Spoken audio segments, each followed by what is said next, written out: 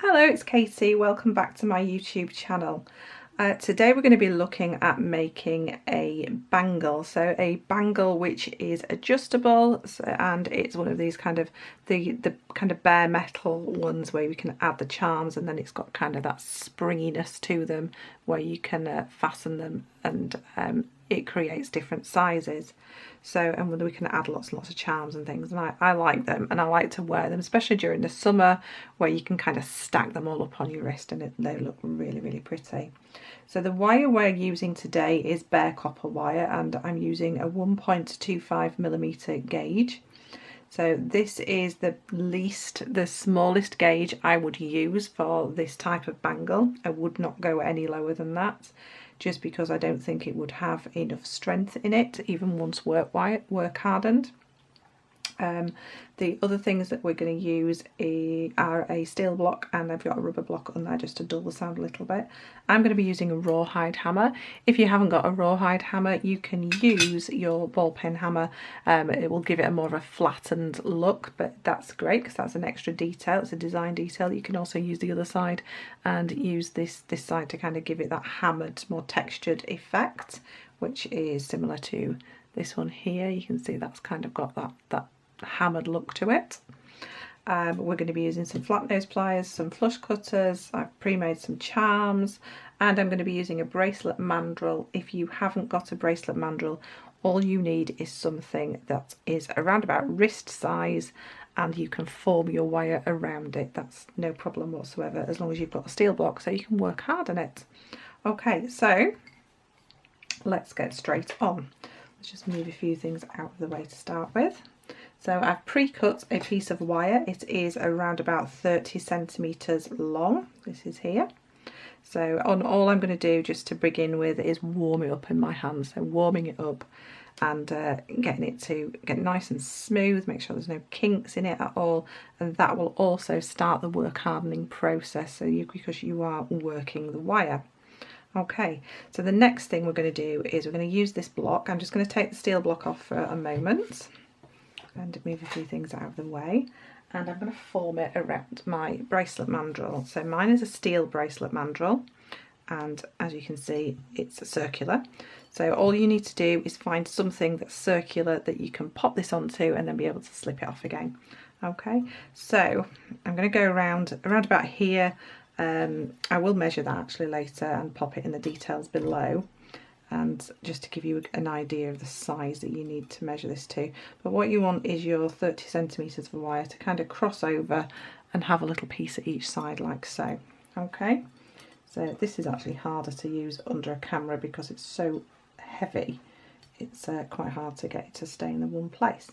So I've crossed these over, and I'm going to start my work hardening here. Now, if you haven't got the mandrel that you can hammer onto, you're just going to shape this round and really form it around and use the heat of your hands to really get that shape in.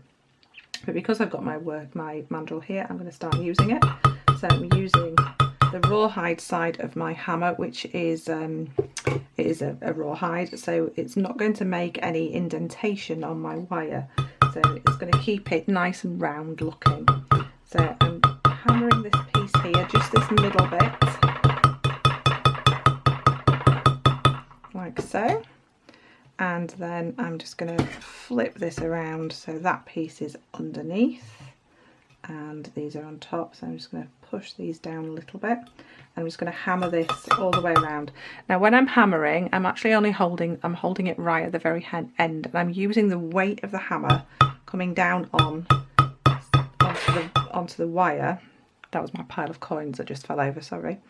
I'm using the weight of the hammer onto it. I'm not actually physically pushing the hammer down. It's not like hammering in a nail. We're just wanting to form the wire, not to reshape the wire, if you know what I mean. We're forming the wire around this mandrel. We don't want to dent it, and we're just using the weight of the hammer. Now when you do this yourself, I actually found this easier on a mandrel to actually do it on my knee and kind of pop it on my knee and hold it there. So this might look a little bit more awkward than it would do normally. Okay, so we're going to do that as much as we can. You would do it for a little bit longer, but I am going to move it onto the steel block as well, so you can see. So once you've got your nice circular shape, I'm just going to pop that back on for a second. Bear with me a second, just because it flattened out a little bit at the bottom. So there we go. So now it's nice and circular again. So all I'm going to do is I'm going to bring these wires away. So I'm just going to hammer on this side, not too close to that edge because we don't want a dent in our wire, like so. And what I can do is I can follow this wire down, and then I can hammer this section here. As long as there's no wires actually crossing on the block, you're absolutely fine to hammer that, like so. And pop those the other way around, so like so. Hammer, hammer, hammer. Okay, and once you're sure that that circle is nice and firm, what you can do is take your chain nose pliers, and with the tail end we want to kick those out at 90 degrees, leaving that nice little section in the middle, for that's where we're going to have that expandable part. Okay, so around about, leaving about 3 centimeters in that little gap there. Okay, and now you've got this further away, we can go in again and work harden. So we don't want to work harden it so much that it becomes too hard and becomes brittle. We just want to work harden it so that it's got, can you see that it's got that nice spring to it? Okay, so we can move this out of the way now just for a second. We don't need our hammer anymore. So what we want to do is add our charms at this stage. So I've just made them in kind of a size order, so I'm going to pop my smallest, my medium, and then my largest one on, and then another medium one and another small one. You can make charms as to whatever you want. These ones are little jasper charms on this one. These are mookaite, which is also a jasper. So then I'm going to take my chain nose pliers and I'm going to hold this quite firmly. So I'm holding it right up to where this this wire is. We splayed that wire out at 90 degrees, and I really want to hold that quite firmly, like so. Okay, and now I want to start turning this wire around this wire, so it's going to come around here and through here, and we want to be able to support this wire as well, because as soon as I move this, everything's going to try and move because it's such a nice strong wire. So we're going to just support everything and just go nice and slowly starting to turn around, and I'm just supporting this just by holding it gently in my fingers here, and I might move them every now and again, so I'm going to pop my fingers underneath, but I'm also supporting at the top there. Okay, and we're just going to really take our time and bringing this round. We don't want a tight wrap around it, just let it wrap as it wants to, sort of thing. It'll coil and it will it won't be like if you can see there, it's not going to be a tight wrap around there, but we want it to be able to move. Okay, so that's one side in. So what I've done is I've gone around one whole time and a half, so I'll be able to see two full wraps and a little bit at this side, so it should look like so.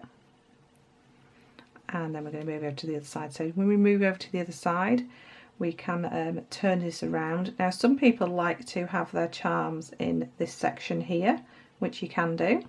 You can move those charms around, leave them in that section there. I like them to be quite free and to be able to move all the way around.